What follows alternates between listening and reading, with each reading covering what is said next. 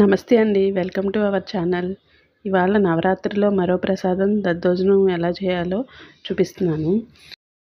నేను చెప్పే మెజర్మెంట్స్తో చేస్తే సేమ్ మన గుళ్ళో ప్రసాదంలాగా వస్తుంది. ఒకసారి ఇలా ట్రై చేసి చూడండి. ఇప్పుడు నేను చిన్న బౌల్తో రైస్ తీసుకున్నాను. దీన్ని ఒక గంట ముందర నానబెట్టాను.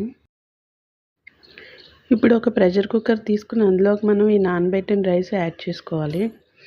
ఇప్పుడు ఇందులోకి 2.5 కప్పులు వాటర్ వేసుకోవాలి. మనం రైస్ నానబెట్టడం వల్ల రైస్ బాగా మెత్తగా ఉడుకుతుంది.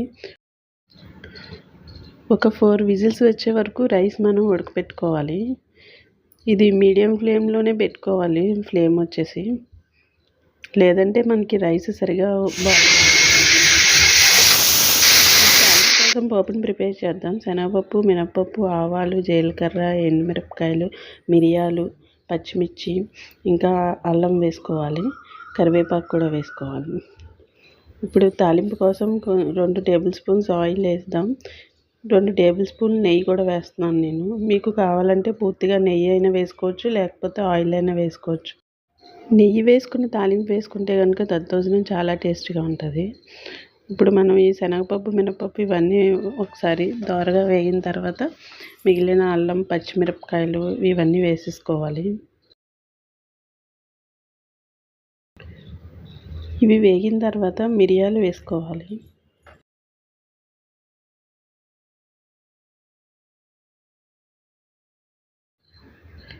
ఎండుమిర్చి, కరివేపాకు కూడా వేసుకుని వాటిని కూడా బాగా వేగనివ్వాలి.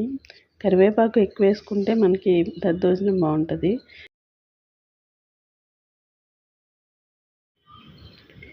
ఇప్పుడు ఇంగువ వేసుకుని మనం స్టవ్ ఆఫ్ చేసేసుకుందాం. ఇవి చల్లారనివ్వాలి. రైస్ ఎలా ఉడికిందో తీసి చూద్దాం. చూడండి, రైస్ చక్కగా బాగా బాయిల్ అయిపోయింది. రైస్ వేడిగా ఉన్నప్పుడే మనం గట్టితో ఇలాగా మొత్తం మెదిపేసుకోవాలి.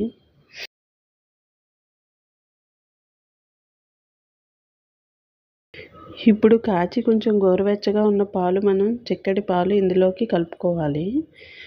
ఒక గ్లాస్ బియ్యం తీసుకుంటే ఆ గ్లాస్కి 1.5 గ్లాస్ పాలు పడతాయి. ఇలా కొంచెం కొంచెం వేసుకుంటూ పాలు మనం మొత్తం అంతా కలుపుకోవాలి. ఒకేసారి వేయకూడదు పాలు. ఈ దద్దోజనం ప్రసాదం నవరాత్రుల్లోనూ ఇంకా ధనుర్మాసం ఇలా పండగలప్పుడు మనం పెట్టుకోవచ్చు. పాలు కలిపేసుకున్నాక ఇది చల్లారే వరకు అలా మనం కాసేపు వదిలేయాలి. ఇప్పుడు ఇందులోకి పెరుగు యాడ్ చేసుకోవాలి. 1 కప్పు రైస్కి 3 కప్పుల వరకు పెరుగు అవసరం అవుతుంది. పెరుగు చాలా చిక్కగాను ఇంకా కమ్మగా ఉండాలి. పుల్లటి పెరుగు వాడకూడదు. పాలు వేయటం వల్ల దద్దోజనం అన్నది త్వరగా పులవదు. ఇవన్నీ బాగా మిక్స్ చేసేసుకున్నాక ఇందులోకి మనం ఇప్పుడు మన రుచికి సరిపడా సాల్ట్ యాడ్ చేసుకుందాం. నేను 1 స్పూన్ ఉప్పు యాడ్ చేస్తున్నాను. మనం ఉప్పు సరిపోకపోతే తర్వాత చూసి కలుపుకోవచ్చు. ఇలా అంతా ఒకసారి మిక్స్ చేసేసుకున్నాక బాగా మనం తాలింపు వేసేసుకుందాం.